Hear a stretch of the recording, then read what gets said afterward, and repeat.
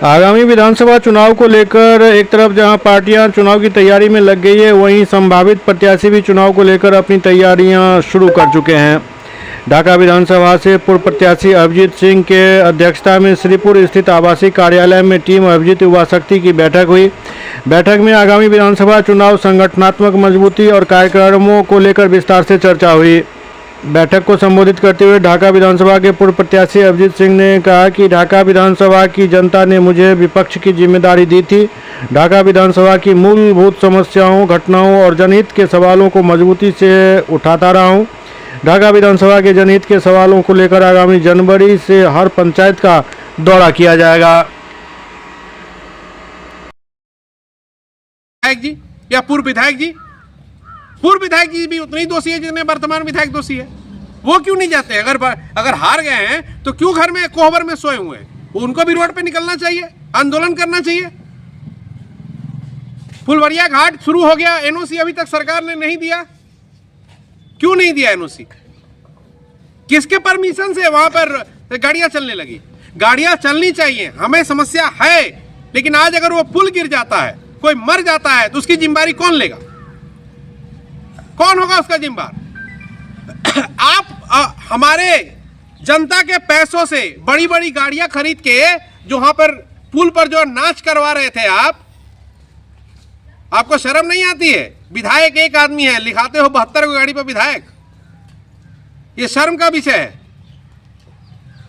और आप कह रहे हो कि मूलभूत समस्या नहीं है। भैया हर जगह समस्या है। आंगनवाड़ी को समस्या है, जीविका दीदी को समस्या है, शिक्षकों को समस्या है, बच्चों को समस्या है, महिलाओं को समस्या है, किसान को समस्या है।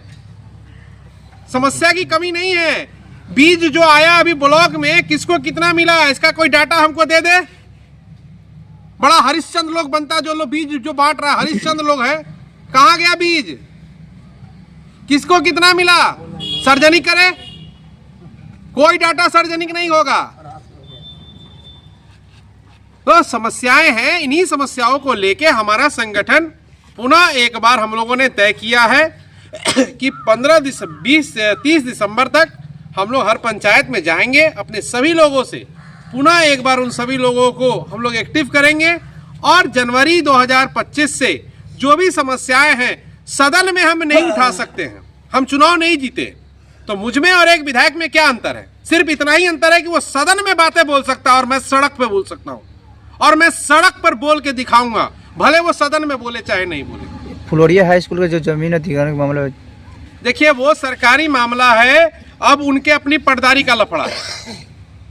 जिनका जमीन अपने पत्नी के नाम पे लिखे हैं, वो उनके अपने भाई हैं। इनके पिताजी 4 भाई थे, ठीक है। सबसे छोटे भाई थे जो हमारे हाई स्कूल में टीचर थे, जिनके पुत्र हैं मनोज जी और पवन जी। उनके और भी 3 भाई हैं। इनका अपना पटदारी का मामला है। अपने पटदारी का मामला घर में न समझा के सदन में ले जाइएगा तो ले जाइए। अब इसी के लिए लोग चुना होगा। वो तो नीचे विधायक के नीचे भी लिखते हैं कि फलना जाति के हम प्रदेश अध्यक्ष हैं। एक संवैधानिक पद पर रहने वाला व्यक्ति किस आधार पर लिख सकता है कि हम फलने जाति के प्रदेश अध्यक्ष हैं? आपने सदन में संविधान का आपने ओथ लिया था कि नहीं, शपथ लिया था कि नहीं लिया था? भूल गए आप? तो कोई पूछने वाला नहीं है। यहाँ सब कुछ चल रहा है धर्म और जाति के नाम पर। एक कांख में जाति, दूसरे कांख में धर्म, और चल दिए सदन में सनम। यही कहावत पर आज तक जो है दोनों विधायक आते और जाते रहे हैं। और फिर कह रहे हैं कि अच्छा तू हार जाइए तो हम जीत जाए, हम हार जाए तो तू जीत जाइए। क्या कि यहाँ तो बस ढाका घोड़ासन क्या हिंदू मुस्लिम कर दो, एक बार रोटी इधर से और एक बार रोटी इधर से। तो इस बार 2025 में न रोटी इधर से न रोटी उधर से।